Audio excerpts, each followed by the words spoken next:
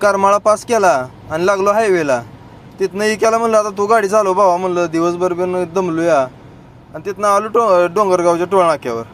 टोळनाका ती पास केला आणि पुढं लागलो की नाशिकच्या हायवेला. आणि हायवे तिकडून काय व्यापारी फोनवर फोन करायचा, मी मला जुळत नाही म्हणलं. आणि इथं असलं रस्तं एकटा जर जायचं म्हणल्यावर भ्या वाटायचंच काम आहे बाबा, म्हणलं अवघड आहे.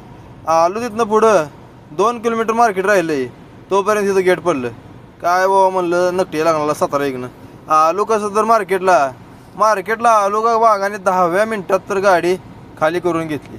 आणि हे आपलं इथलं शेठ काय नाही निवांत येत जा म्हणलं, काय विषय नाही, लवकर आलाय म्हणलं. तरी पण 500 रुपये खर्चायला दिलं आणि चला म्हणलं धरला आपला परतीचा रस्ता. पुढं थोडं आलो, जरा डोळं जड आल्यात म्हणल्यावर चहा घ्यावा म्हणलं. चहा ती पिलो आणि वावीत आलो. वावी गावात आम्हाला दिवस उगवला. तिथनं आता वाविक्याला म्हणलं तू चालव भावा म्हणलं. दिवसभर रात्रभर गाडी चालवून पाक चेहरा सुकल्याने झालता. तिथनं त्यानं गाडी चालवली आणि आलो परत फिरून त्याच रस्त्याला. एवढा खराब रस्ता झाला आहे. तिथनं आता नगर बायपासला आलो.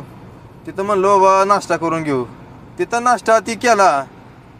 तेवढ्यात आला माग्याचा व्हिडिओ कॉल. ही काय गडी कॉलर टाईट करूनच होता. तिथनं आता म्हणलं चला आलोय घरी निवांत. तोपर्यंत शरदरावचा फोन आला, सुपारी फोडायच्या मला भावा बैठक आहे. तिथनं आलो, आंघोळ केली, जरा आवरून घेतलं आणि आलो त्या घरी. तर पाहुणं रावळं मित्रमंडळी भावकी सगळे गोळा होऊन तयार झालते आणि कार्यक्रमाला सुरुवात झाली. वाघाची काय आज सुपारी फुटायची त्यामुळं काय निवांत गडी खुशच होता एकदम. फायनली गाड्याची सुपारी ती फुटली आणि दोन्ही मामानं एकमेकांना साखर चारली आणि कार्यक्रमाचा गोड झाला. आणि बसलो जेवायला. जेवण ती केलं